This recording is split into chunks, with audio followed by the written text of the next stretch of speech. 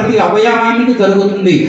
ఆ తర్వాత మీరు ధ్యానంలో కూర్చుంటారు. ఆనంద తాండవం తర్వాత ఆనంద తాండవం 6 నిమిషాలు వేస్తే ఒక 6 నిమిషాలు మీరు ధ్యానంలో మౌనంగా కదలకుండా స్టాచ్యూలా కూర్చుంటారు. స్టాచ్యూ గేమ్ మీరు ఆడారు కదా, స్టాచ్యూ గేమ్ అప్పుడప్పుడు ఆడారు కదా చిన్నప్పుడు. స్టాచ్యూ గేమ్ చాలా పట్టుదలగా ఆడతారు, కదలకుండా ఉంటారు. అలా శరీరాన్ని కదలకుండా కూర్చోబెట్టారు.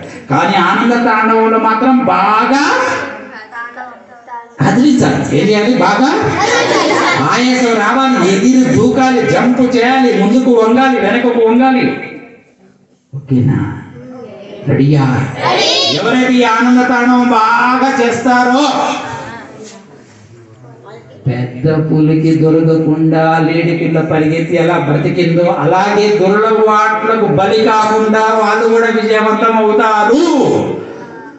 ఎవరైతే ఆనంద తాండవం సరిగ్గా చెయ్యరో ఇక వాళ్ళ గురించి చెప్పకుండా మీ అందరికీ అర్థమైంది.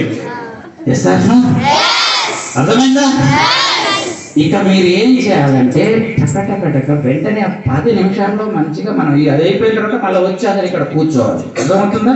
జస్ట్ ఆనందానం కొరకు అక్కడికి వెళ్ళి మంచిగా టూ అహం నిశ్చయం మామూలుగా ప్రేయర్లో నిల్చుంటారు కదా, అలా ప్రేయర్లో నిల్చున్నట్టుగా నిల్చోవాలి. ఉపాధ్యాయులందరూ కూడా ప్లీజ్ నాకు సహకరించండి. విద్యార్థులు చాలా త్వరగా లైన్లో అక్కడ నిలబడేటట్టుగా మన మైక్ తీసుకొని చేస్తారా? అక్కడ చెప్పండి.